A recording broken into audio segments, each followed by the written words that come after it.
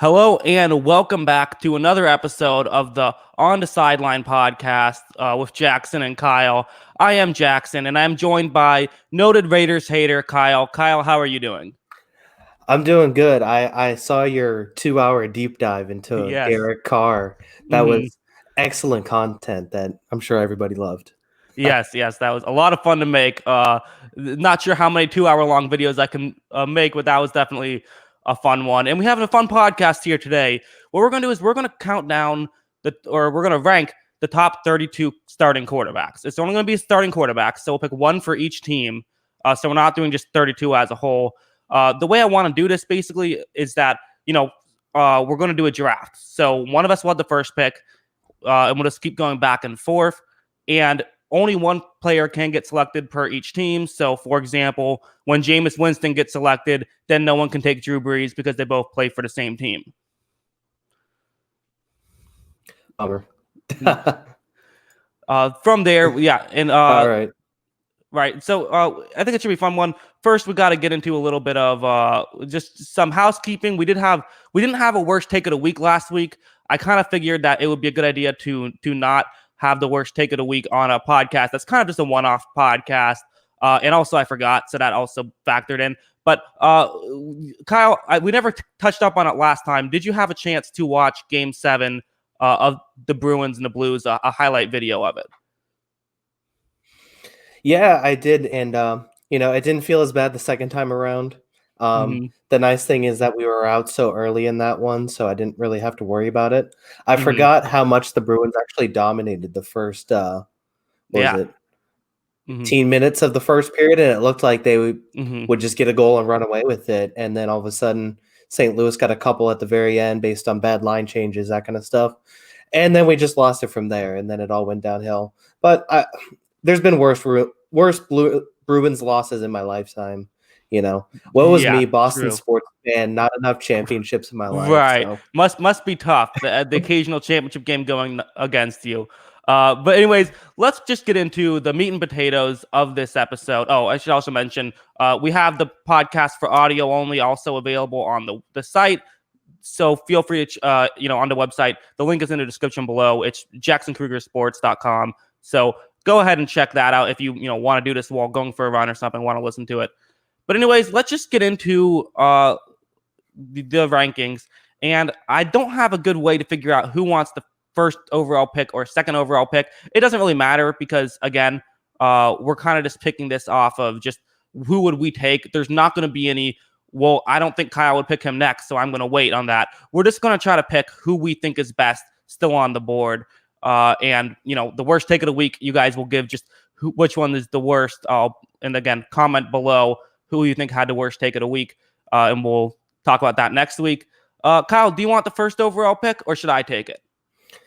I guess I can take the first pick, make it a little easy on me. Okay. So shockingly, the first pick is not going to be Derek Carr. I'm going to go. Whoa. The obvious pick here is Patrick Mahomes. Obviously, he battled injuries in his second season, but in 2 years as a starter, he's won an MVP, Super Bowl MVP. I feel like there's no doubt in anyone's mind that he's the number one quarterback in the NFL. Two people have won an MVP and a Super Bowl in their first 3 years, which is him and Kurt Warner. So he's in pretty good company there. And I thought last year when he was healthy, he was insanely good once again. For everything that was about a gunslinger mentality, and that's what a lot of people like to attribute with him. He only threw 5 interceptions last season. He dropped his interception rate down to 1%, which was one of the best in the league. And yeah, I mean, overall, he just continued to look better and better as the season progressed. And his playoffs, let me pull off his playoff numbers were just insane. And hitting elite quarterback Joe Flacco kind of numbers in the postseason. That's right. I mean, in 3 games, he had 900 yards, 10 touchdowns, which if he played 4 games like Flacco, he would have, even beaten his totals besides the interception numbers, which he did have 2, which I think were both in the Super Bowl, if I remember. But yeah, overall, there's no doubt to me about Patrick Mahomes being number 1. So. Yeah, I mean, this is honestly, I feel like pick 1 and 2 are going to be pretty easy. I think it's going to get more entertaining once we get past that point. I I mean, what's there to be said about Mahomes that hasn't already been said? I mean, basically, it's like his start to his career has been Dan Marino's start, except if Dan Marino won a Super Bowl. That's what he's been doing. Just fantastic stuff from Mahomes, and he might have won MVP had he been healthy this year as well. He might be having 2 MVPs and 2 starts. Going from there, we're gonna have the number 2 overall pick. Again, not a lot to talk about here. I think it's an obvious pick. A guy who has never received an MVP vote, but definitely is worthy of a couple. It's Russell Wilson. I think he's the second best quarterback in the game. He was really good last year. If he definitely was worthy of some MVP votes, it just happened that Lamar was just also incredibly good. 31 touchdowns to just the 5 picks. He had so many moments where down by 1 in the fourth quarter, he finds a way to give the Seahawks the lead. It seemed like that was every game. They were close, and he was the one finding a way to make things happen. I think he's the second best quarterback in the NFL right now. Yeah, I'm with you. I had him number 2 also. He led the league in game-winning drives. He's top 10 in just about every major quarterback category statistically, and that's while also having the most quarterback hurries and also the highest sack rate in the league. Mm-hmm. I think he was number 1 in sacks last year. Okay. And he constantly is just able to scramble and make plays. I think he has, outside of Mahomes, I think he has the best deep ball in football too. He throws a beautiful deep ball, and he has now he has DK Metcalf, which is just about the perfect receiver for that skill set. And there's no doubt to me about Russell Wilson being number 2. I just wish that Pete Carroll would have a new offense. Yeah, I do kind of agree. It seems a little bit weird that that's what he does. Russell Wilson in a 3-way tie for the most sacks last year with Matt Ryan and Kyler Murray as well.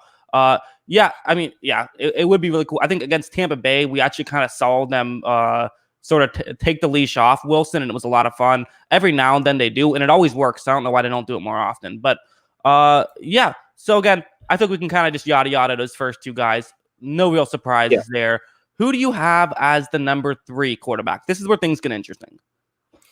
Yeah, so I mean, this is where you debate Rodgers and Lamar Jackson for me. Those would be my 2 debates for number 3. And in this one, I'm going Jackson. He was the reigning MVP last year, and he was obviously electric. What he could do, he just seemed like the next evolution to what peak Michael Vick was. It seemed like, oh, this is what Lamar can be and more potentially. The question for Lamar, and it's just going to be, I think it's going to be something that he has to deal with until he actually does it, is how sustainable is this throughout a season and going into the postseason.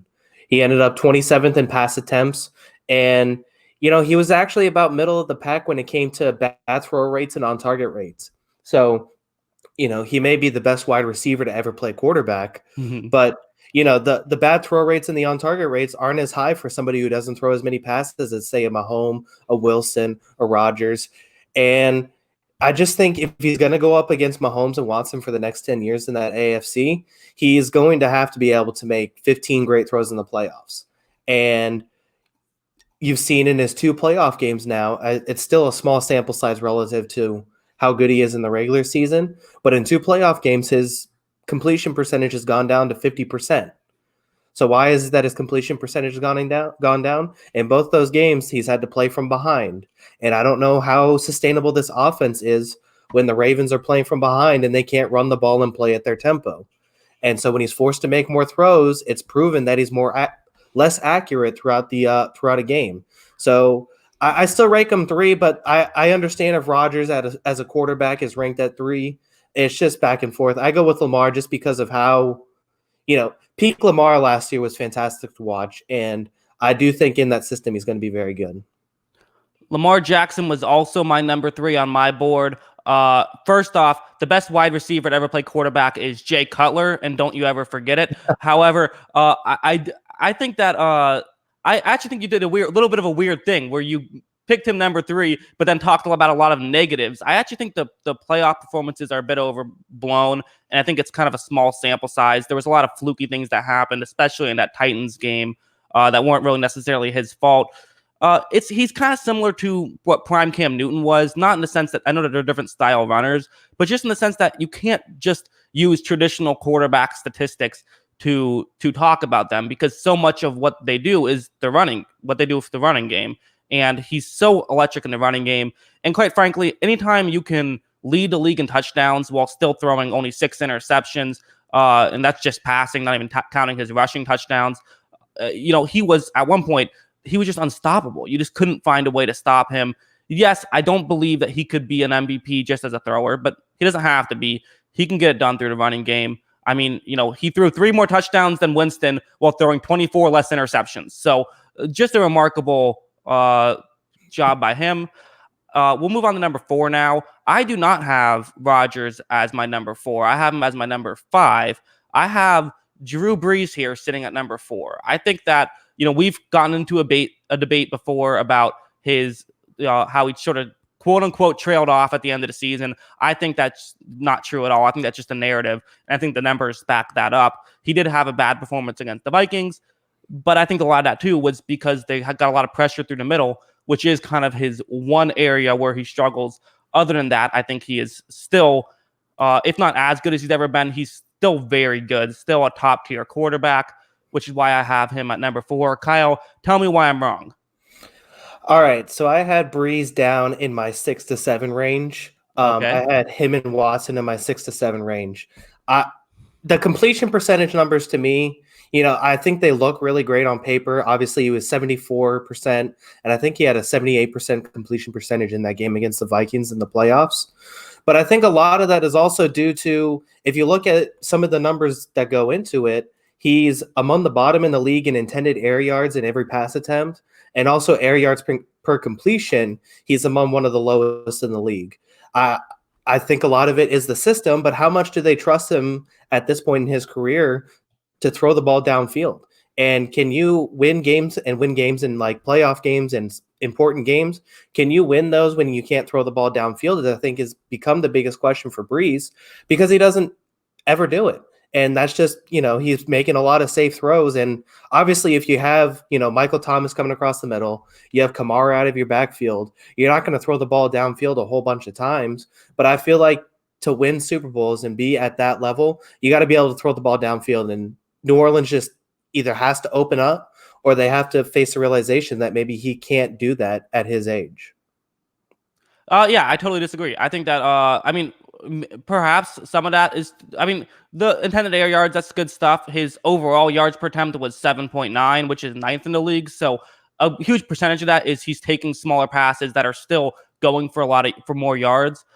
His deep ball hasn't been there. He's never been the biggest deep ball thrower. He's never had the biggest arm. He's won a Super Bowl before by not having, even without having a huge arm. I don't think an overtime loss to the Vikings now means that he can't get it done in the playoffs. They went 13-3 last year, and I think that I totally think they can still win with Drew Brees if he plays as well as he did last year. Yeah, I still think he's up there among the, I actually tiered these rankings up, and, my elite tier is still my top 7, and he's 6. Gotcha. At this point, he's still in that elite tier, but at the same time, I feel like I still feel like he needs to be able to throw the ball down the field more, and I don't know if he's able to do that still at his age. All right, well, we'll have to agree to disagree on that one to some degree. We're arguing about a couple spots, so you're still very high on Brees, but I'm just a little bit higher. Let's go on to number 5, and you can pick Aaron Rodgers. Yeah, this is still Rodgers. He's still one of the best quarterbacks in the league, no doubt. Even with everything going on in Green Bay, his number 2 receiver is Allen Lazard. He threw for over 4,000 yards, 26 touchdowns, 4 interceptions. And I still think he's an elite quarterback, and he's always good. I think he's going to be an elite quarterback for as long as he wants to play in this league. And, he still gets it done when it matters most. He had 3 game-winning drives, 2 fourth-quarter comebacks. And, there's not enough. I can't say anything new about Aaron Rodgers that hasn't already been said. He's an awesome quarterback. I guess I'll just leave it at that and go to you. One thing that I think is so interesting about him is just the way that he's always protected the football.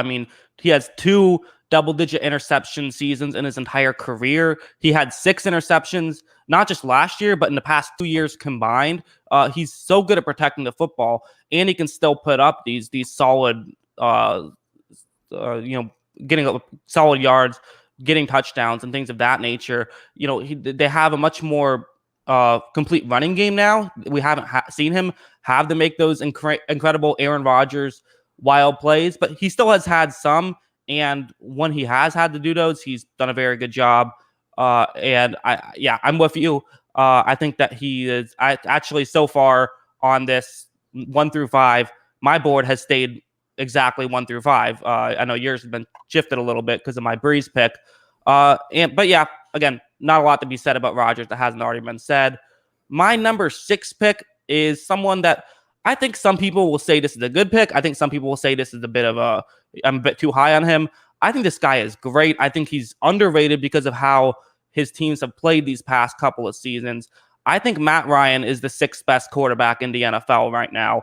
I think, Wow. we just talked about, he had also, he was with Wilson getting tied for most sacks.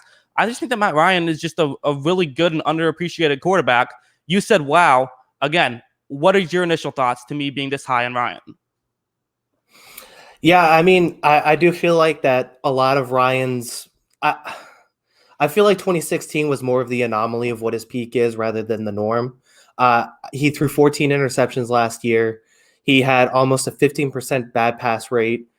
He was let me see here. Sorry, get the exact number. 14th in on-target rate, and let's look at his drop rate here too, real quick. Great podcasting content, real fast. Yeah, he actually had the lowest. He actually had the lowest drop rate in the league. So I mean, I feel like the advanced numbers paint Ryan as kind of that mid-tier guy, maybe top 10, maybe a little lower than 10, and sometimes I watch him and it looks awesome, but at the same time, I know a lot of people who are Falcons fans who are just fed up with that. He has all of these weapons on offense and he's still not able to get it done. You mentioned the offensive line problems. He was sacked a lot last season, and I think that goes against it. I think that obviously hurts a lot of his numbers, but at the same time, I feel like that if this is a guy who we're talking about as a potential MVP candidate, he should be a lot better in where he's at right now. I don't totally agree. I mean, I'll get a lot to unpack here. We'll have to go step by step. For one thing, what are you getting? Just so I know and the audience knows, where are you getting those advanced numbers from? Just so I'm not saying this is wrong, on footballreference.com. Gotcha. Okay. Yeah. But anyways, this is footballreference.com. Okay. Yeah. I just wanted to. But I mean, I don't totally agree. I mean, I do think that yes, 38 touchdowns to 7 interceptions is kind of a fluke, especially with 4,900 yards. Pretty crazy, except that it happened 2 years later. He threw for 35 touchdowns, 7 interceptions. A bit of a lower season last year, but I don't agree with all these weapons whatsoever. Bad offensive line, not much of a running game, and outside of Julio Jones, Ridley we thought was going to be this kind of a Chris Godwin to Mike Evans type guy. It hasn't really worked out that way. He's still been solid, but just not maybe what we thought he could have been. I don't totally agree, and I think that he's again consistently been one of the best quarterbacks in the league. You talk about guys who you always have a chance to win a football game with. I think Matt Ryan is one of those guys, and I don't know if there's anyone left on this list outside of, I guess maybe one or two, but not many left on this list. Yeah, I mean, I guess I can agree with all that. Like you said, when he's at his best, he's awesome. He's obviously won an MVP, and he was really close to winning a Super Bowl for reasons that were pretty much beyond his fault in that game. But at the same time, we're also a few years now removed from that Super Bowl, and I don't know if his ceiling's still up there. That's my question. And I think a lot of the advanced numbers back that up right now. Especially, he was just bad last season in a lot of aspects. And a lot of that is probably attributed to a lot of the pressures. But at the same time, 14 interceptions. Like I said, he was amongst the bottom in bad throw percentage and on-target percentage. There was drop percentage. He had really sure-handed catchers, especially before he had Austin Hooper leaving. And he was I just feel like at the same time, he was one of the lowest in the league in terms of some of those advanced stats. For one thing, I do think that drop percentage, that can also go to a quarterback to some degree because certain things kind of drop, certain things don't. Sometimes you will see quarterbacks who have high drop percentages not be the best quarterback, but I don't know. I mean, I would have to look into that. I can only go off of what I've seen on tape. I think that he still is a very good quarterback. I don't think last year was his best season, but I still think that he is a top 6 quarterback. And we could go around in circles, but I think at this point, well, we'll just have to move on and again agree to disagree. Yep. So I'll go ahead. Are we at 7 now? Is that what I'm getting? Yeah, number 7. All right, number 7. I'm going to go ahead and go with Tom Brady on this one. Okay. So this is probably, saying that the greatest of all time is 7th best quarterback in the league, I think is a little tough. But at the same time, it was a down year for Brady. But of course, a down year for Brady means he threw for over 4,000 yards, 24 touchdowns to only 8 interception. The big thing to me was his completion percentage was way down. But I think if you watch a lot of those Patriot games, his completion percentage isn't always the highest because he throws a lot of balls into the dirt that he doesn't think he has a chance of getting anything out of, and he just kind of throws it away into the dirt. I just think, if you look at the numbers, he had the worst separation in the league in terms of wide receivers. He was 8th in the league in drop rate. He was 7th worst red zone percentage in terms of an offense. He was 11th in hurries, despite still having one of the quickest releases in the league. And, of course, his team was 26th in rushing yards per attempt. I just think this New England offense was very, very, very bad last season. And even in those first few weeks where it looked like they were unstoppable, when Gordon and Brown weren't on the field in those early games, there just wasn't much happening for that team in that offense. And the red zone numbers just were putrid because nobody could get open. There was just nobody open downfield or in the red zone at all. I think he's going to light up the league with this offense in Tampa Bay this next season. I sure hope so. Hopefully that'll happen. I think there's a lot. I had Brady. I had him at, I believe it was number 9. Yeah, I had him at number 9. So we're in the same ballpark here with this. I do think that Brady still has a lot left in the tank. He is 43 though, so there's a lot of questions with him. Yards per attempt wise, he was only 6.6 yards per attempt. Granted, he's never been a big yards per attempt guy. It's because he always throws the ball relatively short, takes a lot of checkdowns. So the yards per, and like as you said, throws the ball away a ton. So there definitely is something to that as well. You look at his yards per attempt was technically lower than Josh Allen's, but I don't think that quite tells the whole story. I think that I don't hate this pick at all. I think that putting Brady here at number 7, I can totally agree with. Yeah, I just think he's at that level. I mean, you obviously say he's 43, and we'll never know at the end of the day, when that Max Kellerman cliff that gets been talked about for 5 years eventually does happen. Mm-hmm. But I do think a lot of the problems in New England last year were the cause of the Patriots offense and who they had around him rather than Brady himself. I think if Brady had the weapons of the 2016 roster, he's still probably going to put up 2016 level numbers. So, yeah, well, we will get to find out this season, hopefully, if the corona doesn't kill us all. But yeah, again, another one of those guys that's been talked to death. So we can just go ahead and move on to someone who probably doesn't get talked about enough for my number 8 pick. That is Deshaun Watson, just a tremendous player. I think that there's, one of the things that always gets talked about with Mitchell Trubisky is that he got selected not just for Mahomes, but for Watson. I think that you can make an argument that he is, if you could be doing a quarterback draft for all of a franchise as opposed to just for next season, you can make the argument that he would be number 2 behind Mahomes. You could also throw Jackson in there, but I think that what he's been able to accomplish in such a short amount of time, he's one of the most fun quarterbacks to watch and still a very talented quarterback. Yeah, I mean, he's great to watch. His scrambles and his scramble numbers are just absolutely insane. Mm-hmm. And I love watching him every week for that. I'm very concerned for this next season. I'm afraid that Bill O'Brien's going to eventually just kill him on a football field. Like they still, outside of Laramie Tunsil, don't have a great offensive line. And now he's got 2 receivers in Will Fuller and Brandon Cooks, who if they play 32 games in a season combined, if I put the over under that those 2 play 20 games, I don't feel very confident that they're going to play 20 games combined. Right. And that's the top 2 receiving options. But I mean, I feel like this is still in my elite tier. I had 7 quarterbacks in my elite tier. I had Matt Ryan in the next tier, but obviously 8 quarterbacks overall. I feel like, you could put him in any team and it's still going to be a top 15 offense just because of what he can do and how electric he is. Yeah, I mean, one thing that I kind of get is I kind of go against the narrative to some degree. I think part of the reason why he gets so many sacks are his own fault. I think that he holds on to the ball for too long, and I think that factors in. And I think it doesn't get talked about enough. I think we've seen that from time to time. That being said, his scrambling ability is absolutely fun to watch. There's a reason why he holds the ball on for a while because it works and it's very good. Uh, yeah, I'm trying to look up something, but things not loading, so whatever. But yeah, Nice. yeah, I actually don't think that. I think they do have Tunsil, and they also they have. I'm trying to look up. I'm blanking on their right tackle's name. That's why I'm trying to look it up. But the right tackle, young guy that got drafted last year in the first round, I thought played very well last year. And so Titus Howard, there we go. Sorry, but yeah, I think they have good tackle play at this point. I think that the sack thing is a little bit overrated. I think part of it is he needs to protect himself a little bit more. He is not a perfect player, but he does some things very well, and that's why I have him this high on this list. Yeah, once again, he is still one of the elite players. I think in the in the right setup, he's still dynamic and can hurt any defense. I actually was looking it up while you were looking up Titus Howard.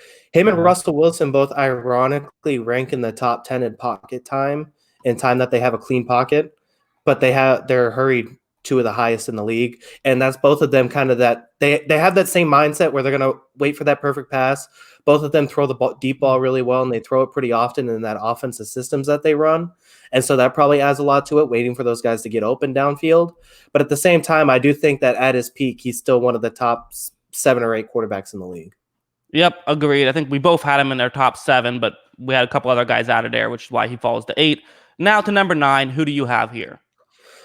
All right, so like I said, my first tier was at elite quarterbacks. I obviously had Matt Ryan below the elite quarterback level, and I had him in this tier, which I called good quarterbacks, but I'm not sure if you're ready to bet the house on with me paying $35 million or more. Okay. And the guy who has been talked about the most at this level, I had 3 other quarterbacks at this level, which were Dak, Carson Wentz, and Matt Stafford. I went with Dak Prescott. I told you before that I'm a big Dak Prescott guy. The Cowboys had DVOA as number 1 offense in the league last season, and Prescott was 7th in passes on target and 5th lowest in bad throw rate. So he's on the money all the time. And then, of course, the argument against Dak is that he has the top 5 offensive line and top 5 running back on his team. But I just think he's so good with that offense. He's so good in play action. He had over 1,200 yards in play action last season. And, he put up career numbers over 4,900 yards, 30 touchdowns. I just think he's a good player. I think he's up and close to that elite tier. I wouldn't necessarily put him in that elite tier yet, but he's right there. And I think a lot went into the Cowboys in that their defense couldn't create any turnovers. If you look at it, their expected wins were actually close to a 10 or 11 win team, and they won 8 because they couldn't create any turnovers in the games they lost. Okay, so yeah, very interesting stuff. I had Prescott at 14, so I'm definitely a lot lower on him than you are. And I had a feeling you were going to select him before I was because we had that discussion last week. Yeah, I mean, I think part of the reason why he's so good in play action is because they got the fear of the running game, which makes play action a lot easier. And I also think that Strong Opinion Sports made a very good video talking about Dak Prescott and his inability to throw the ball deep accurately, especially against man coverage. And it's true. I mean, you watch that Colts game. I was going to look up some more stats, but I decided to just watch some tape on some of the hot button guys. Prescott was one of the guys I looked at. I rewatched that game against the Colts, and there was a lot of cover 1 plays, man coverage, and Prescott just couldn't hit the guys on go routes on the sideline. And I do think that he has that weakness. I'm not saying that he's a bad quarterback because of that. He does most things well. He has a clear weakness, though, which is why I had him a little bit lower. Yeah, I mean, that's fair. The deep ball has always been probably his weakness.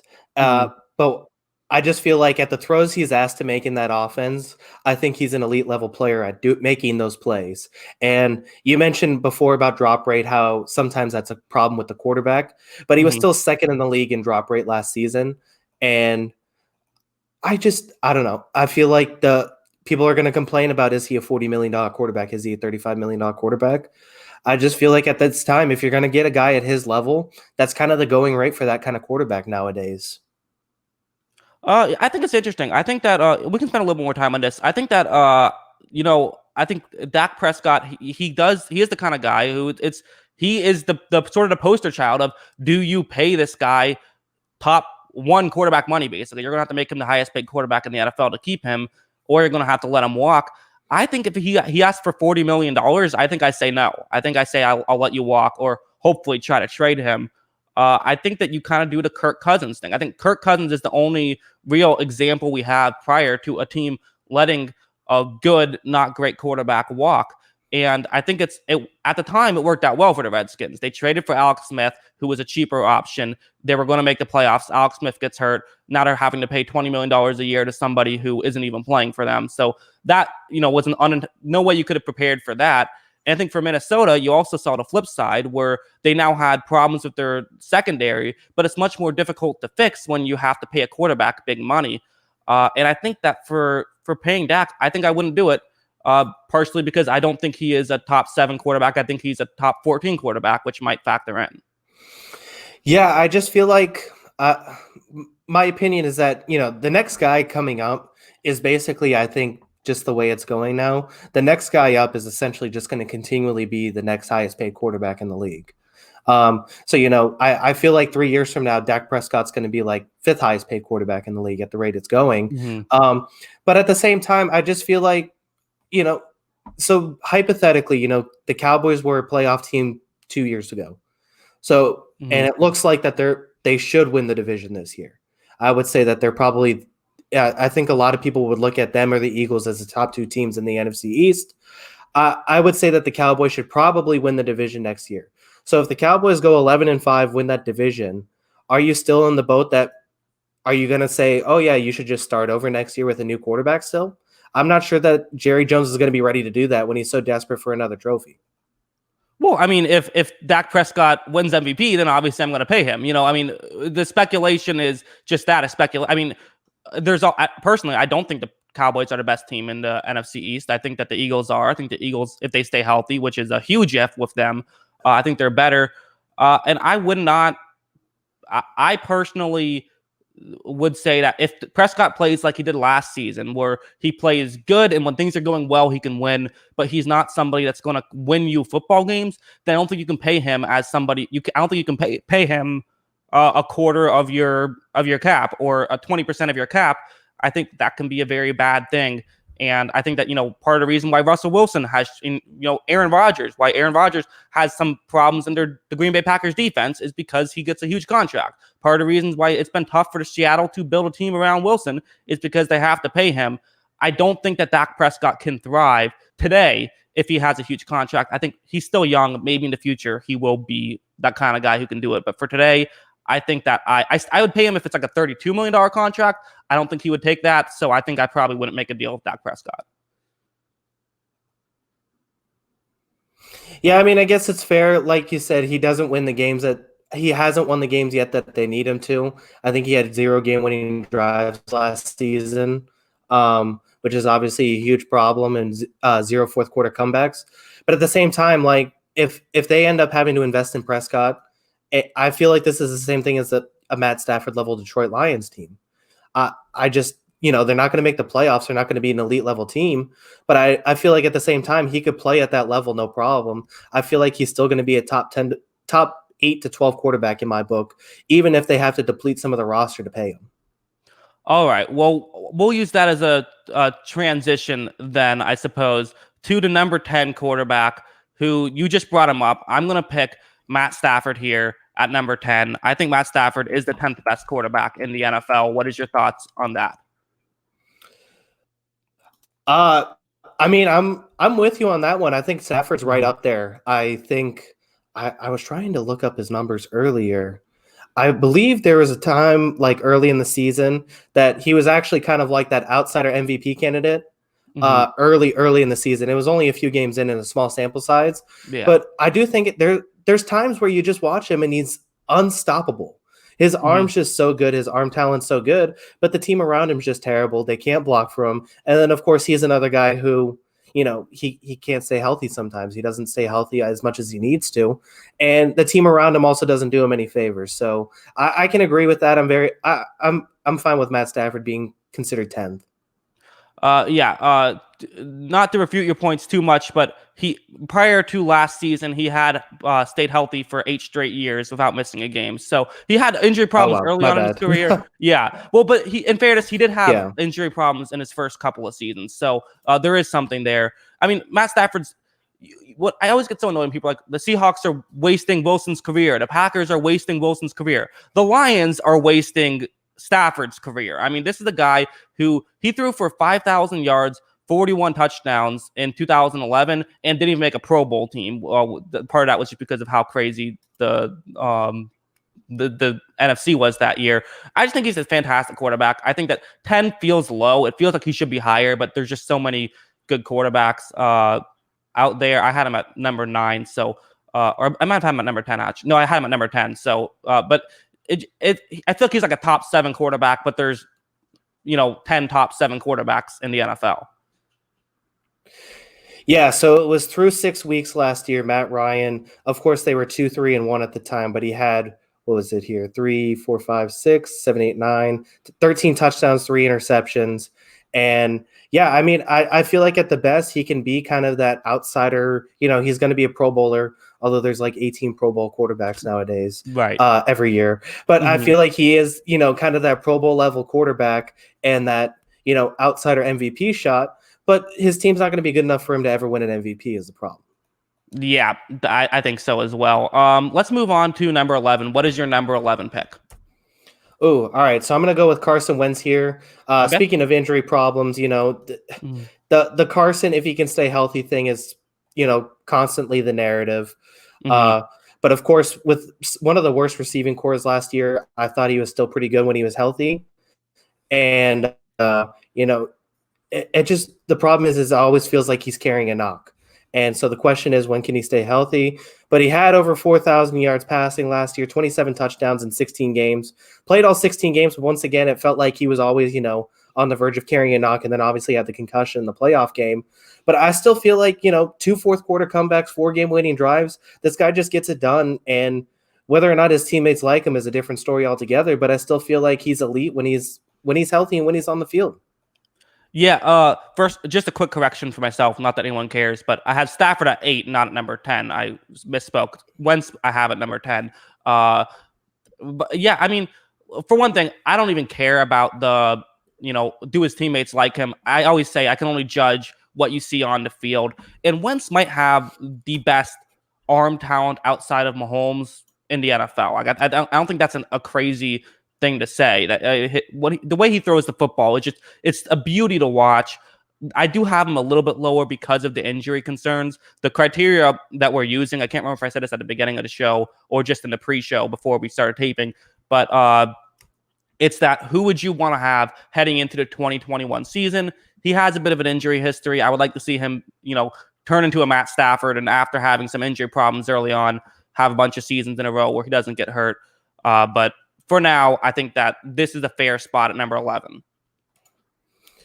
Yeah, and then obviously they get Jalen Reagor this next season. I'm excited to see.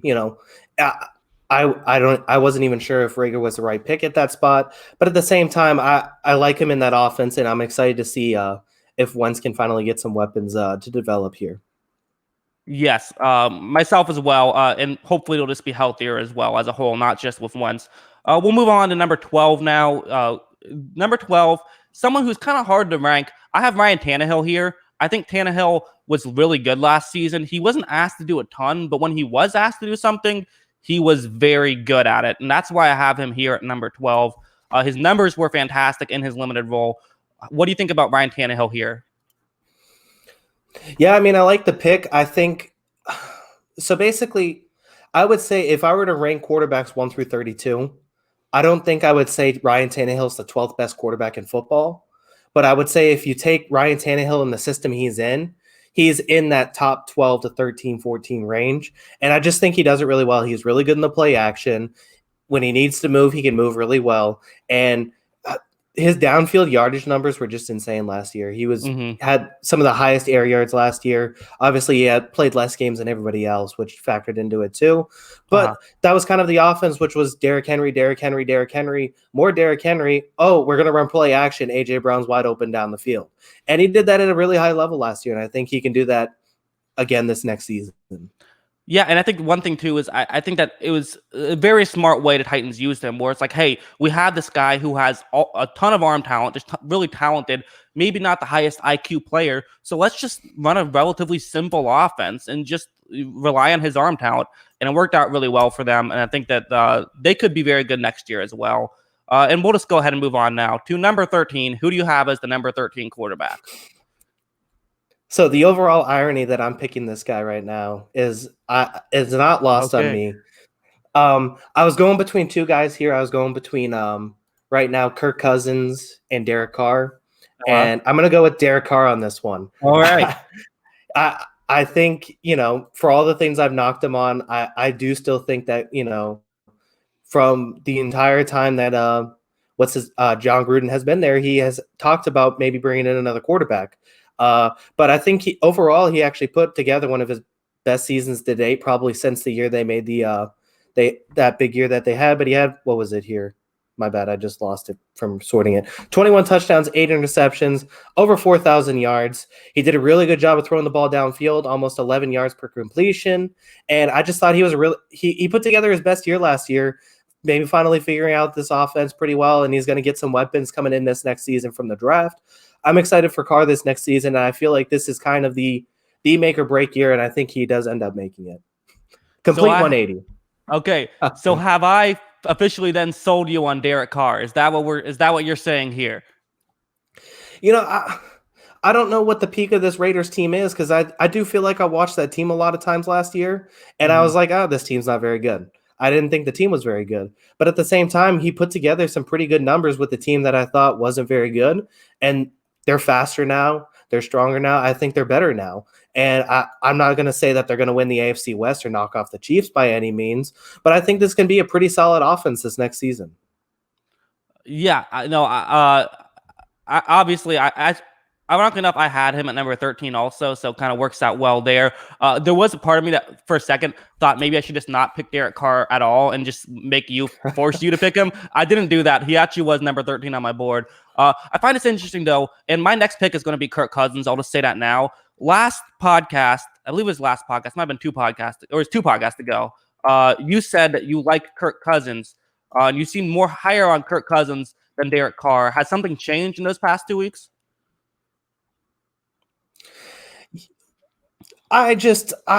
The more I was looking at it with the Vikings, I feel like he didn't throw the ball down the field a whole lot just because of the offense. His air yards weren't very high. But at the same time, when he was asked to throw the ball downfield, he had Stephon Diggs, which really helped out because Stephon Diggs is a really good receiver. And I'm concerned about now running that offense without Stephon Diggs, how that changes.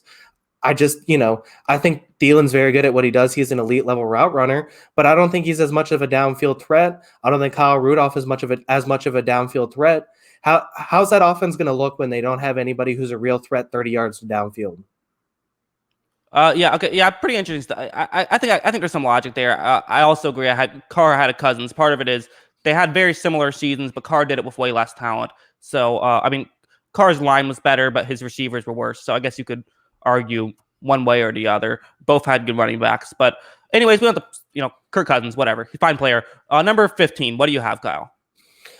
All right, so I forgot to say too, this is my third tier. I feel like this is guys who can win the Super Bowl in the right system with the right team. Yeah. And these were the first couple guys. I think the next one, I had such a hard time judging him, obviously because he missed all of last year, basically. I guess I'll put Ben Roethlisberger in here. Okay. Mm-hmm. This still kind of feels like a big shrug to me. At the same time, I still feel like he can still probably play at a high level. But I feel like even with Roethlisberger healthy, I still feel I feel like the Steelers are an elite running back and elite wide receiver away from competing in the playoffs. And they got rid of that elite running back and elite wide receiver. But I still feel like he's going to need great weapons around him to be really good. but I don't know what Roethlisberger has left in the tank as far as what he's putting together this next season. Yeah, he's someone I also had a very hard time placing. I mean, it feels weird. I had him at number 17. He gets selected here at 15. It just feels so weird having Roethlisberger this low. But it just seems like it's like, okay, again, going by the criteria of what I want him going in the next season, there's a chance that he comes back and becomes a top 5 quarterback next season. There's a chance that he's a scrub and completely screws over the Steelers next season. So there's such a high variance. I think that's kind of why he falls in the middle. Last we saw of him, he led the league in interceptions, also led the league in passing yards. He had probably the quietest 5,000 yard season ever 2 years ago. Got a little bit overshadowed by Mahomes also doing it in his first year as a starter. But yeah, he's one of those guys where it's so hard to really know where to rank. But I guess we'll really have to wait and see with that one. And I also do agree that I do feel like there's a clear drop off from Cousins' Carr to then everyone else. There's something pretty significant negative you could say about everybody else on this. And I'll go ahead and go to my next pick, my number 16 pick. I'm going to go Jimmy G here. Jimmy Garoppolo gets selected here at 16. I had him actually at number 15 on my board. I think that he's, again, it's kind of like in the system that he plays, he can play very well. He's done nothing but win football games his entire career. I don't know how much stock you really want to put into that because, we all know using quarterback wins is definitely not a great way to judge a quarterback. He at times has looked very good. He had the 3rd most yards per attempt, which is, I think that's a pretty good stat. That's one of my favorite stats, not a perfect stat. Also threw too many interceptions last year, though. He had some bad interceptions. But as a whole, I think this is a pretty good spot for him. Yeah, I mean, I'm with you. Like I said, this is my tier for this one is in the right system with the right team. They can win you a Super Bowl. And I had him and Jared Goff pretty much neck and neck because I feel like both of them if a few things go their way, were pretty close to winning a Super Bowl. And he was literally like 3 yards in his pass to Emmanuel Sanders away from winning a Super Bowl. If he hit Sanders on that one, they probably win the game. So, I mean, overall, I like the pick of Jimmy G here. I feel like this is good. This is pretty much where he belongs. I don't know what his ceiling is the question. Like you said, he does well at throwing the ball downfield. A lot of it is too that they run the ball constantly. This is they had 3 or 4 running backs at a time, but they all ran the ball pretty effectively. What's this guy look like when he needs to make 5 or 10 really good throws? I guess is the question that's always going to be around Garoppolo.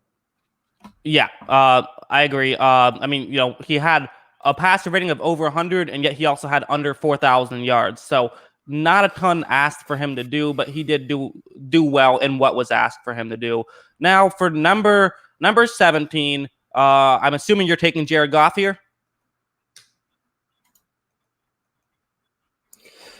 Well, I said they were neck and neck, but I actually had one guy sandwiched between them. Okay. This is kind of like I'm expecting progression also, and I'm expecting this guy to be better this next season, which I think he was pretty good for his first season. I'm going with Kyler Murray. He's going to have now an elite receiver next to him and DeAndre Hopkins. I also feel like this is going to be kind of the Arizona is my pick to be the 2019 Browns. Where there's going to be all this expectation that they're going to be really good this next season, but it just kind of falls off at one point. Yeah. But I still feel like this offense is going to be really good. And I feel like Murray's, he looked really good in a lot of the spots that he needed to, especially for a young quarterback. And now he's getting DeAndre Hopkins, probably a top 3, or not probably, is a top 3 receiver in the league to play with him on that offensive side of the ball.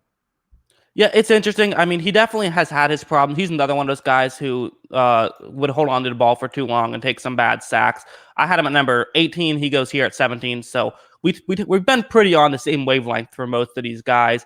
I like Murray a lot. I think that he's definitely shown a lot last season. I think that part of what we saw last season also was that, Josh Rosen was really bad. And so that's also part of it. So I think that he's kind of getting a little bit, maybe some unfair credit because of how bad Rosen was with the Cardinals 2 years ago. But at the same time, I do think he's very good. He definitely can go through progressions very well as a young guy and has a lot of arm talent. Yeah, I mean, he makes every throw and he does hold on to the ball a lot, like you mentioned. But at the same time, he also had 2.3 seconds of pocket time, which was 26th in the league as far as pocket time goes. And I I do think that the offensive line needs to improve a little bit, but I do think that he Mhm. has the weapons around him. And it's kind of an offense that isn't, his job isn't to hold on to the ball as much as he did. And I think that a lot with more repetitions and more chances in it, he's going to have that in sync and be able to make these plays. I do see progression this next year. I don't know what the ceiling for the Cardinals are. I know a lot of people are picking them as, you know, a potential NFC contender or even a playoff team. I Mhm. don't know if I see that kind of leap, but this team's going to be in contention next year. They're going to be talked about and they're going to be fun to watch, I think. Yeah, and actually, I'll ask a question while tying it into my next pick. My next pick is Jared Goff, someone who you said, you had all three of these guys very clumped together with Garoppolo, Murray, and Goff. Uh, which team would you take, Rams or Cardinals, heading into next season? Um, wow. I guess I would still take the Rams at this point. I Mhm. think a lot of the stuff that was talked about in terms of what their offense was and how, like, oh, did everybody figure out the whole Sean McVay thing? I think a lot of that was blown out of proportion. Um, and I still think the offense put up some pretty solid numbers, but I don't know I don't think this team's a Super Bowl team anymore. If that's what you're asking, I wouldn't put them in that contender range anymore. Okay, yeah, I wasn't saying maybe Super Bowl, but I think that they're. I think they could. I actually think they have a chance to make the playoffs again. I think this is kind of similar to when Yeah. Seattle a couple years ago when they went 9-7. I mean, listen, this is a team that they went 9-7 despite losing their MVP candidate. Due to an injury. I still think the Rams are very good, and Jared Goff. I still like him. He proved last season he does need to be in a certain system. He can't just make any system work. But we also know that in the correct system, he can be very effective, which is why I have him at number 18. Who do you have at number 19? All right, let's go back to my list here. Number 19. So that was the end of my guys who I think can win the Super Bowl in the right system. Okay. And I think this is next tier is the solid starters, not sure of the ceiling of the team. And this seems so harsh for who he is. But I'm gonna go with Philip Rivers here. I Okay. I there were so many parts where I was just like, wow, this guy's really bad now. Um, Hmm. I just thought, there was a lot of lame duck balls that he threw. He had 20 interceptions last year, which was third most in the league. Really high interception rate. There was a lot of times where I was like, this is really bad. But at the same time, I feel like he's going to have the best offensive line probably outside of Dallas in the league right now in Indianapolis. And he's going to have a pretty solid running game with Jonathan Taylor also. And he's got T.Y. Hilton. I question a lot of the other weapons in Indianapolis, but T.Y. Hilton's still a pretty high level receiver. This is going to be a better situation for him than Los Angeles, strictly off of the offensive line. So this is pretty much where we're going to see what Rivers has left in the tank.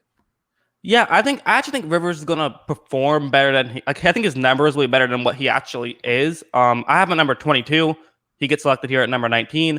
And I think that again, I would probably put Philadelphia's line in there, but definitely without a doubt, Indianapolis, one of the best offensive lines. I think that this will be very interesting for Philip Rivers, but I don't. I just think that he's an older guy now. He's not what he once was, which is probably why he's now here. And again, we're on number 20 now, almost an hour into this, so we'll get a little bit ahead, little bit. We don't have to go too fast. We can run a little bit late, but put a little bit more quickness into our selections. Number 20 here, I'm going to pick Gardner Minshew. I think Minshew is actually good. I think he's underrated. I actually think Minshew what he showed last season, I think you can make the argument was just as good as what Kyler Murray showed as well. I think that because he's a 6th-round pick as opposed to a 1st-round pick, he doesn't get a lot of the benefit of the doubt that some other guys do because no one was talking about him pre-draft, so no one wants to be right about Gardner Minshew to some degree. I think that what he does a lot very well. I think that his arm strength is a bit overstated. I think that he can throw the ball deep down the field. I think he's great at throwing the ball in those mid plays, and he's so good at scrambling around in the pocket. Does he do it a bit too much? Probably, but part of that is because it works very well. I think that he's still young, which is why I have him down at number 20. But I think that Gardner Minshew is very good. Yeah, I mean he's another one of the guys that the advanced metrics in terms of passing don't do him a lot of favors. Okay. I I was just looking at it real quick just to be sure. He's 27th in intended air yards, completed air yards per attempt. He climbs a little bit. He's up to 18th, but in terms of accuracy number, he actually has a bad drop or a bad throw percentage is in the top 8, and his on target percentage is 19th in the league. But I also feel like he's a guy where you watch the eye test where it's like, this guy's actually not terrible. I like a lot of the throws he can make. I like a lot of the things he can do. I don't know. There's been plenty of guys who've succeeded in the league without like elite level arm strength.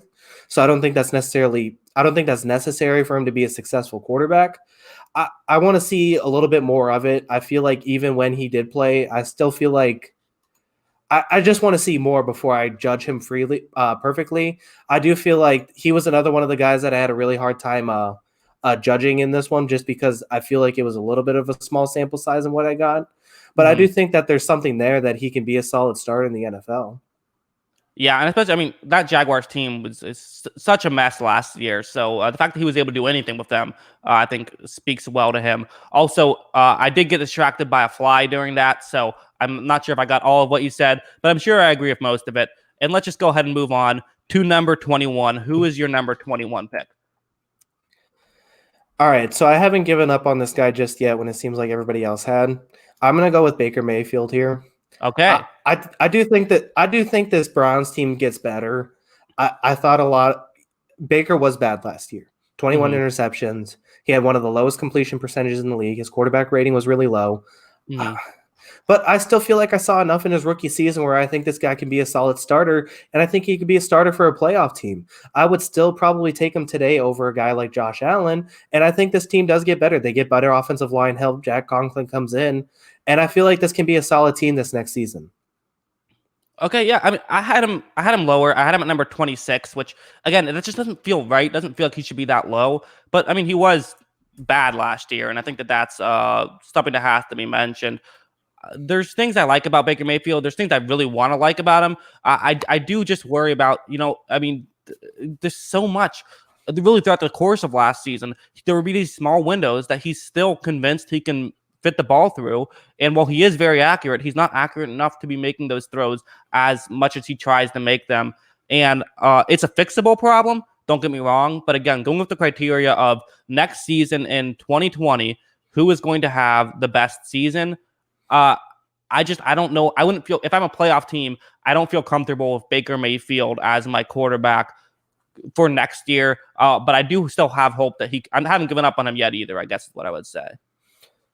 Yeah, I just feel like, he doesn't have a guy who looks like a hobo as his head coach anymore. So I think that's going to help. And I think he's going to, I still say Odell Beckham's an elite level receiver. So he's going to have that in Landry. And I just think the offensive, I felt like a lot of the things that went into the Browns, everyone picking the Browns as like that sleeper team, that contender in the AFC, was that they had, they had the delicious looking steak, but they had nothing that went into it. They didn't have the proper ingredients around it that made it that elite level steak. They didn't have that proper ingredients around it in that offensive line and the key positions that make a good team great. That I think that they address those needs this offseason that I think will help them this upcoming year. And I do think he's got to figure out some things. One of the things I noticed a lot when I watched him last season, which I watched way too much Browns football last year, I will admit, is he does this weird thing where it seems like he's almost going back 7 or 8 yards in the pocket before he's throwing the ball downfield. So it makes a 15-yard throw, a 23, 24-yard throw. I think he's got to clean some of that up. And, he is going to be a short quarterback, so he's got to work and just be able to work around that sort of thing. But I do think that there's something there that this guy can be a good starter on a playoff team. Yeah, I mean, again, I'm not too low on Baker Mayfield, but I am a little bit lower than you are. And I do also feel, though, like Sam Darnold, who he's not even my next on the list, but I just feel like you look at Darnold, what he had going around him, which was just a complete garbage fire on his what he has help. Baker Mayfield, he didn't have the best line, but he has one of the best running backs in the game and a great receiving core. He still wasn't able to I mean, and their numbers were pretty similar. I just don't really see how you can have Baker higher than Darnold at this point. Yeah, I mean, that's fair. I just think that the past 2 years with Hugh Jackson and Freddie Kitchens have been such a problem for Cleveland. Mhm. I'm curious. I actually kind of like Kevin Stefanski in the offense. I think that he ran in Minnesota last year will fit Cleveland pretty well. And I'm curious to see how he looks in that one, but I think he's going to play pretty well in this offense. That's my opinion, at least. All right, well, we'll go ahead and move on to number 22. Uh, I'm gonna go. I'm gonna go another young guy who we've seen very little of. I'm gonna go Drew Lock here. I'm a big Drew Lock guy. I thought out of the draft, I thought he was a first round talent. I think that Drew Lock is very good. I think he showed enough for Denver that I'm willing to say that I would take him as I had him at number 20. He's being picked number 22 here. I think he's a very talented guy. Yeah, I really liked his game also. I think he just played really well last season, and I was really high on him. I wasn't really sure because it was kind of a small sample size where Mm-hmm. I should pick him in this, but I do think he's going to have weapons next year, and that team can actually be pretty good offensively. I I do think the one thing that's going to go into Locke and what he has to develop is being able. I do think they have to take off some of the training wheels with him, and I want to see how he looks before I judge him perfectly. They didn't throw the ball down the field a whole lot last season when he did play. I do think they have to open some things up for him a little bit more, and then I'll judge him fairly. But I do like a lot of what I see. I think he's a very accurate passer. He throws a really good ball, so we'll see how it goes going forward. Do you have any hate for him, given that he is a prodigy of Joe Flacco? I mean, I can never hate elite quarterback Joe Flacco. So, Okay, good. Yes. Special place in my heart. Sort of his last calling card to Flacco by winning his first start with a pass interference, throwing one deep and getting a pass interference penalty. Definitely a great tribute to the greatest quarterback to ever play football. Let's go ahead and move on to number 23. Who do you have there? I feel like I'm gonna put this guy here. We still have one playoff quarterback on the board, which you know, we'll talk about him in a second. Obviously, I am gonna end up going with Ryan Fitzpatrick here. I felt like he Yep. had a pretty good end of the season, and he is gonna start again this year for while Mhm. Tua gets healthy and all that. He had 20 touchdowns. He, was among the top 17 passers, I think, in yards for the year. And I still feel like, he's the perfect guy that you need to bring into a team and just be like, don't screw this up. Just keep the ship going as straight as it can. It doesn't matter what's around him. He's going to put up that mid-tier quarterback numbers, whether he has an elite level team around him or a bad team around him. He's going to be a mid-tier quarterback in my book. So I'll put Fitzpatrick here despite the age and the system he's in Miami.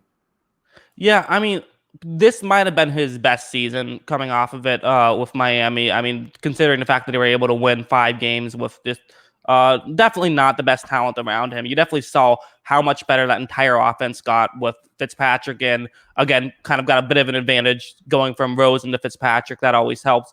But I do think that he's someone. I had him at number 21. He gets selected here at number 23. I'm also very high on Fitzpatrick, and helps that he played for my team, but granted, he's played for all of our teams, so that's not saying too much. We'll go ahead and move on to number 24. I have Sam Darnold here. I do have him here. I had him at number 23 on my list. Gets selected here at 24. Kind of like I said, he's really a tough guy to evaluate because he has been, in my opinion, the worst offense in the NFL in terms of supporting cast. If you take the quarterback out of it, bad offensive line, no real receiving talent around him outside of Robbie Anderson, who's good but shouldn't be your only receiver. I do think that he's very good. I think that he has a lot of potential, but it's just hard to really. The Jets are doing their best to ruin him, it seems. Yeah, I mean, even with quarterback whisperer Adam Gates, it's like he's got Mm-hmm. essentially nothing around him. I do think Le'Veon Bell is still pretty good, but even then, he's got one of the worst offensive lines in the league, and his best receiver was Robbie Anderson, which. If your best receiver is Robbie Anderson, that's the first problem. Right. And then they just swapped him out for Brashad Perriman, which Mm-hmm. is kind of how I feel going into the 2020 season, that it's going to be kind of more of the same from Darnold. I don't see Yeah. how you can be successful in this team. I just don't see it right now. I just think that there's a lot of problems with this team that go beyond Darnold, and I feel like there's going to be either need to be some drastic changes in the Jet system, or there's going to be a need to change with Darnold and where he's at for him to be successful. Yeah, I mean, I do think that, getting Becton should help.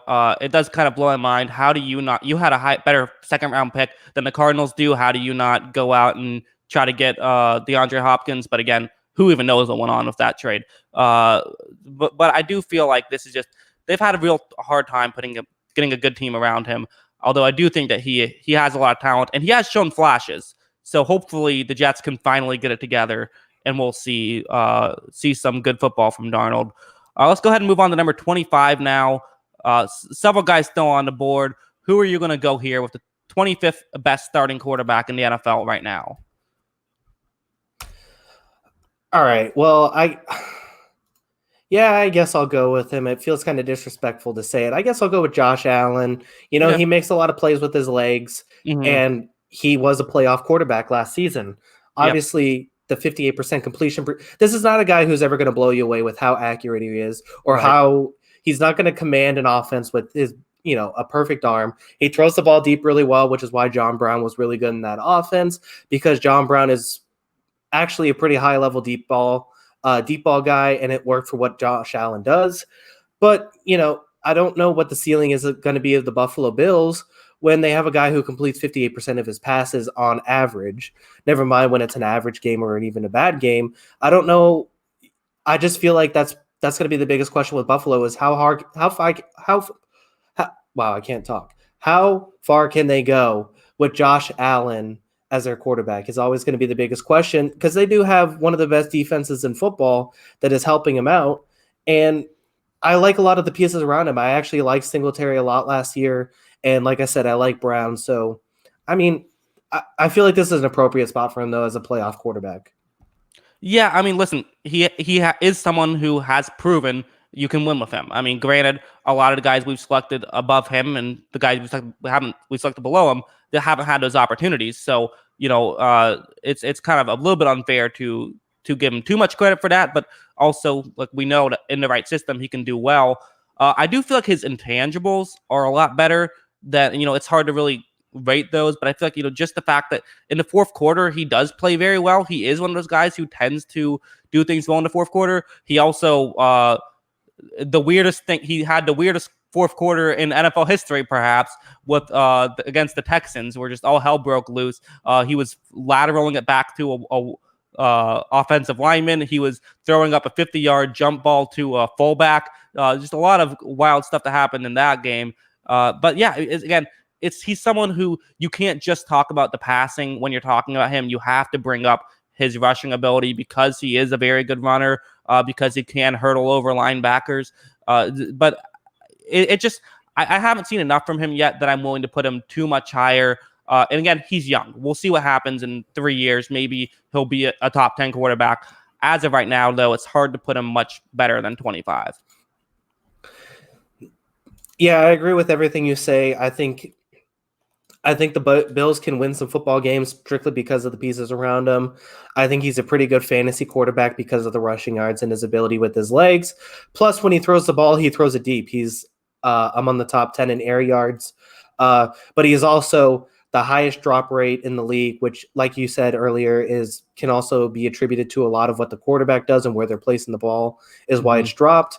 He's also fifth in bad throw percentage, and he's he's the 11th worst in terms of on-target percentage. So there's a lot, I feel like the sample size is fair to say everything that we talked about him as a college prospect. He's not a very good thrower of the football, which is a bad thing to be when you're a quarterback in the NFL. Right, so. Right. He's great at everything except for throwing the football. I think that, and yeah, also part of the drop rate thing. I can't tell you how many times I've seen, just there being a halfback run out to the flat, and Josh Allen is throwing it there like he's trying to thread the needle in between two intersecting linebackers. It's like, just give him the ball, Josh. You don't have to bomb it in there. I also think that he, as far as he can throw it, he often likes to show that off by overthrowing his receivers deep. He has some problems. I do like him overall. I think he still has potential, but I can't really put him too much higher than where we have him here. Moving on to number 26, it's a young guy. A lot of the reason why he's fallen this far is because of just his age. Daniel Jones. At times, he had a couple of moments. That's like against Green Bay. He was great against Tampa Bay. He was great. He also has had lot of down moments. His pocket presence is at times abysmal. But at the same time, young guy getting better. I definitely think he has a lot of potential. But for now, he's number 26 heading into 2020. Yeah, he was a guy that I wasn't high on coming out of the draft, and I thought he looked better than kind of what I thought. He does have some great playmaking guys around him, which also helps. But at the same time, his arm looks really good. He makes some really good throws. He makes a lot of throws that a lot of guys can't. Whether all of it's there that he can be an elite level quarterback, I don't know. But I do feel like that he's developing. He's on the right path. They're going to get a better offensive line. Obviously, Andrew Thomas is going to be an upgrade, which is going to help. So we'll see how he develops over the next couple of years. And that's going to be the big thing with Jones, is just continually getting better. The turnover rates were still really high last year, which is a problem. Yeah, has a lot of work for improvement. Again, we're not ranking these in terms of which quarterbacks we'd rather have for the next 10 years. He probably is a lot higher if we're doing that. But just for next year, we just think he has some work that needs to be done. Let's move on to number 27 now. Who do you have at number 27? Yeah, so there's obviously still a few veterans on the board that you can go with, but I kind of want to, even at 27, obviously we're looking at this in the 2020 season, but I'm going to go with Joe Burrow. All right, I do think that they have. I have him at number 27 I have him at number 27 as well. So, we're on the same wavelength there, and also on the same wavelength in terms of we keep talking over each other. But sorry, go ahead and finish your point. No, you're good. Yeah, I mean, I think that there's still a lot of pretty good weapons in Cincinnati, despite the record last season. AJ Green's finally going to be healthy. And, this guy, you just look at his numbers, and obviously he was very, very efficient, very accurate with the ball. 76% of his passes completed in college, 60 touchdowns to only 6 interceptions. He's insanely accurate, which can go a long way. And I don't think they're going to ask him to do too much his first season. I don't think Cincinnati fans shouldn't fool themselves in saying this is going to all of a sudden be an 8-win team, a 9-win team by any means. But I do think this is, he's going to get some reps. There are going to be some mistakes. But at the same time, they're not going to ask him to do too much yet this season. And I think that he could put together some pretty good numbers with the offense that they have around him. Yeah, no, I mean, again, like I said, I had him at number 27 as well. It's tough with rookies. Rookies tend to not go ahead and have these great seasons right away. But that being said, I mean, he is one of the more NFL-ready rookie quarterbacks I think we've seen in a bit. So I do think that there's some logic to maybe him being very good next year. He only had one really good season in college, but that season was very good. He also had a very good bowl game that we watched together, actually, against UCF. That was a frustrating one for a lot of you guys. I'm not really a big college guy, so not a big of a deal for me. But yeah, it was definitely he's had a lot of very good moments, and I think that considering everyone else on the board, he seems like he's the best pick. Yeah, I mean, like you said, it's tough to judge, obviously, with these college guys, but I feel like he's going to be pretty good, and I feel like this is going to be a pretty good system for him to work in. Yes, agreed. And now let's move on to someone who has made the playoffs in the past for my number 28 pick, but that was a long time ago and a very bad injury ago. I'm going with Teddy Bridgewater here for the Carolina Panthers. I think Bridgewater, I think he still has something. He was fine for the Saints. He wasn't outstanding. They didn't lose with him starting, but at the same time, they probably weren't going to lose with. They could have won some games with me starting with how good that team was. So I do think that it's hard to really evaluate him too much.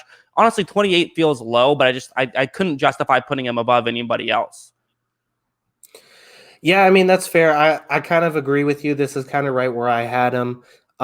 His numbers look pretty good last season in those few starts. He had 68% completion percentage, 1,300 yards, 9 touchdowns.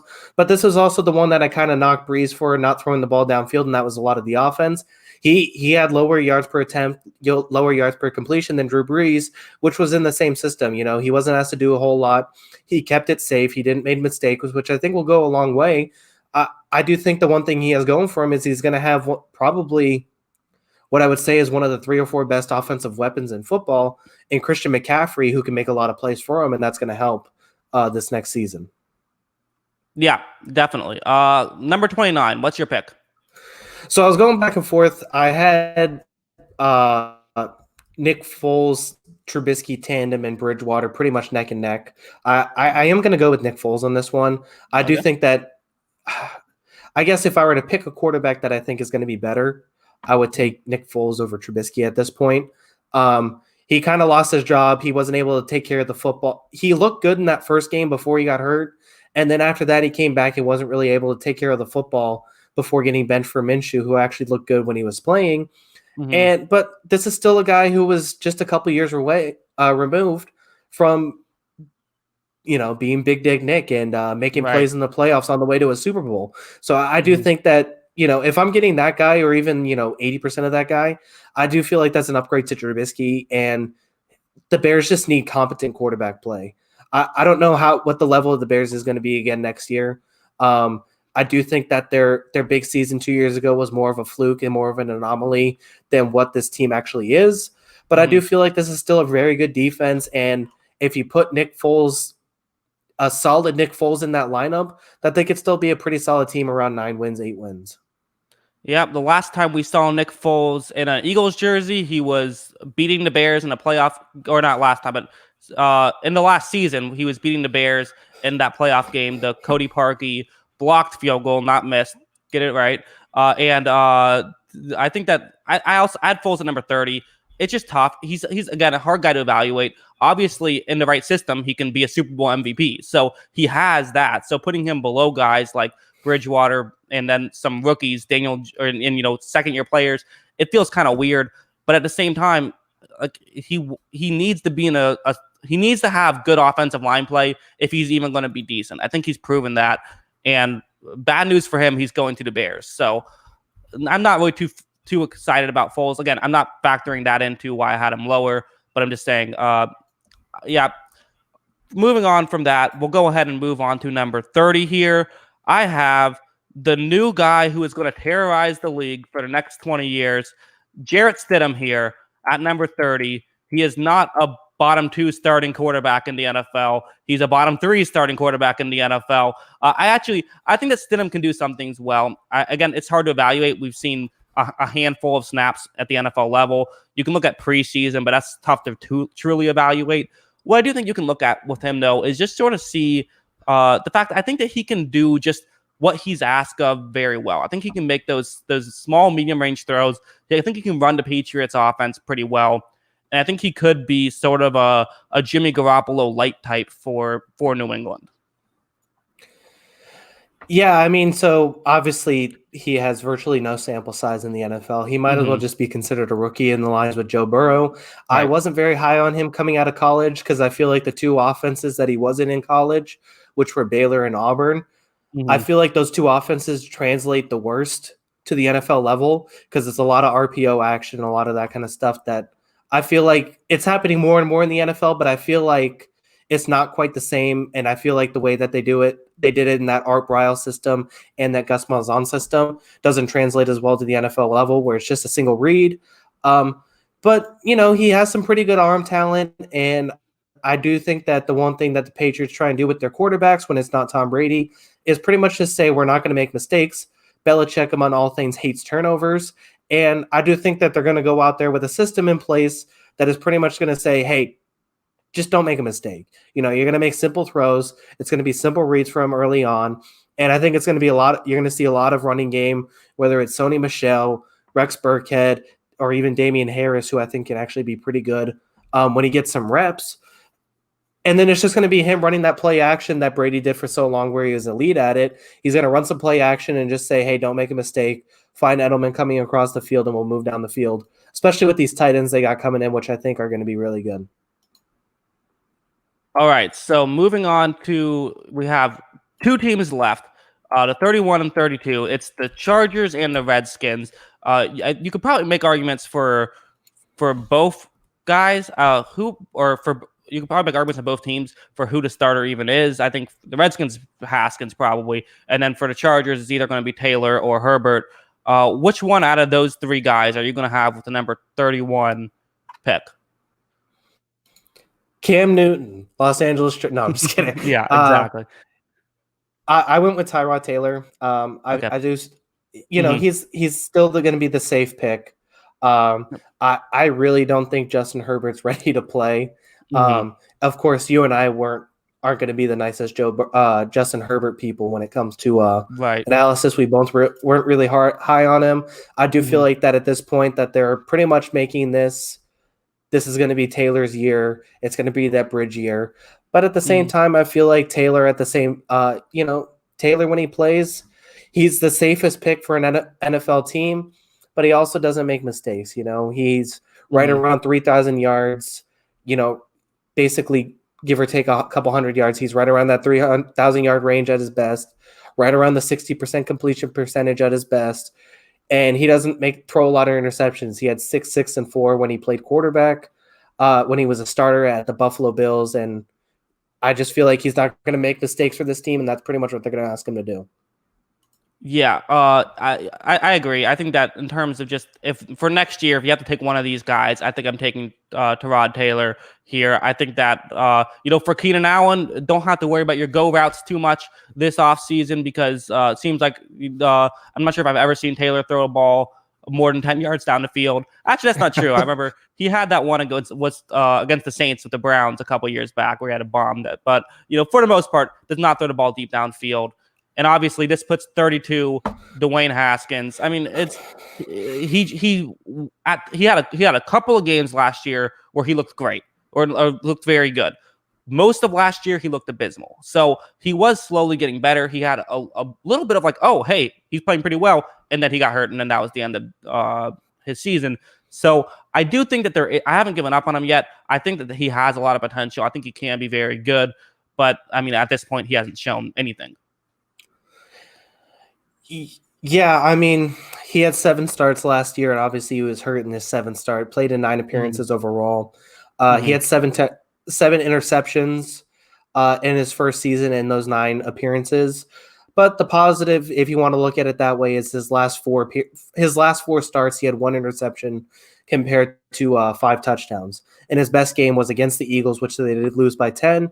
He was 19-28, 261 yards, 2 touchdowns, 121 QB rating. And before he got hurt against the Giants, which the Giants I didn't think were very good last year defensively, he was 12 of 15, 80% completion percentage, 133 yards, 2 touchdowns. So, yeah, he did get better, but at the same time, he didn't qualify for a lot of the statistical, the top 32 stats. But statistically, his completion percentage was in line with like Josh Allen at the bottom of the league. And he had 7 interceptions and only 7 starts. I didn't think he was very good, but he could obviously get better. Like you said, he did progress throughout the year. I didn't think he was very good, and I also wasn't very high of him coming out of college. But we'll see what happens and see if he can get better. Like you said, he did get better throughout the year. But this is another one where it's like, are they going to get somebody else? Are they going to bring in some competition, whether it's Cam Newton or somebody like that? We'll see what happens with the Redskins this next season. Yeah, and as fans of this channel know, one of my biggest blunders was how high I was of Haskins heading into the draft. It definitely does not look very good in hindsight. I was very high on him. But, I mean, listen, you never do know. I do kind of worry a little bit, though, about, I think people talked a lot about Josh Rosen 2 years ago about, oh, he's just in a terrible system. And now he goes to the Dolphins, like, oh, just another terrible situation. At a certain point, you're just bad. And I'm not willing to say that that's exactly Haskins yet, but if he has another season like he had for most of last year, I think it could be time to just cut bait and to look for another quarterback for the Redskins. Yeah, I'm a big fan of what I think Bill Barnwell was the one who said it. You draft the quarterback until you have the franchise guy, even if you're spending 5 or 6 picks on it. I would just, if I'm the Redskins and he looks a lot like he did last year, this next season, I would be prepared to draft another quarterback who isn't Dwayne Haskins. It's too valuable a position, and I think, you got to see some improvement this next season. Obviously, I don't think the Redskins are going to be very good. I still feel like they're 4th in that division, but we'll see what happens with Haskins. I'm still not very high. I guess that's all I can say. Yeah, I mean, wish him the best, but yeah, it seems like it definitely had a terrible start, but you never know. I mean, Was his first season worse than Jared Goff's? I don't think it quite was. Granted, didn't exactly have. I mean, and honestly, the situation around him wasn't that much better than Goff's. So I do think that there is, but that's also a bit of survivorship bias by me because usually when a quarterback has a terrible first season, they end up being terrible. So yeah, I mean, it's tough. It's hard for Haskins. I think that he does. He did a lot. He had 50 touchdowns at Ohio State, but he just and he's had those moments. He had that comeback against the Lions. But it seems more likely than not that he's not going to end up getting it together. Yeah, that's my feeling. I guess so. I had a couple guys that I was thinking about where you would rank him. I know we're kind of out of time here, but I wanted to ask you real quickly. These two guys I was thinking about and where you would rank them. I had one of them off my board, but I did consider it. Like, where would I put them? The two guys I was wondering where you would put them in the rankings overall is Cam Newton and Colin Kaepernick.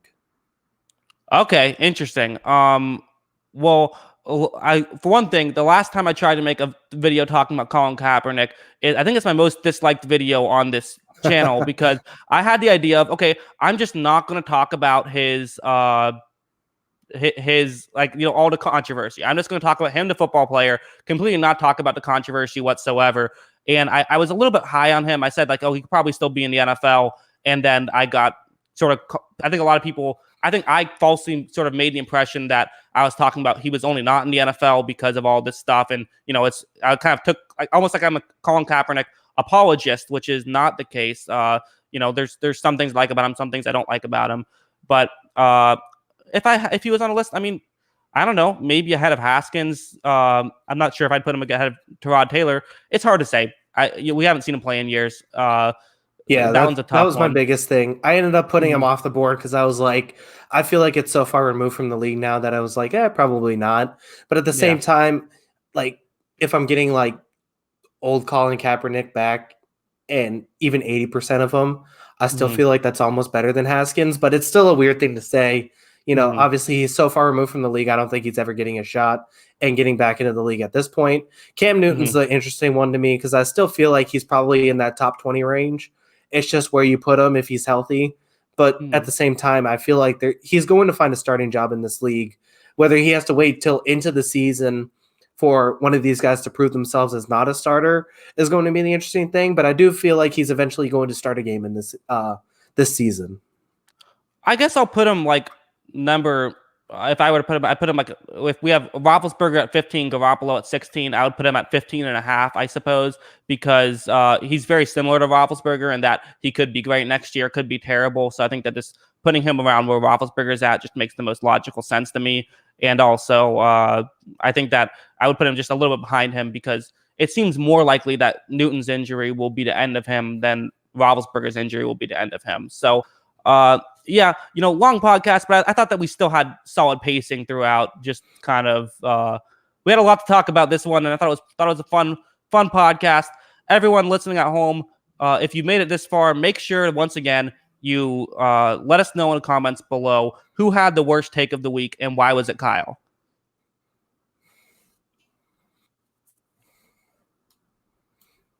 Are you still there? Yeah, sorry, I lost you there. But yeah, I mean, I already know I'm going to get worst take of the week when it comes to Dak Prescott, who's the most talked about and most controversial quarterback in football. But everybody do comment and subscribe. And, this was fun. I always like talking quarterback. So, yes. And I always like making Kyle have to watch videos of Boston sports teams losing. So fun for all of us. Although I don't know. I mean, my Matt Ryan 6 could end up getting it. I think we're both going to get criticism for not putting Carson Wentz in the top 10.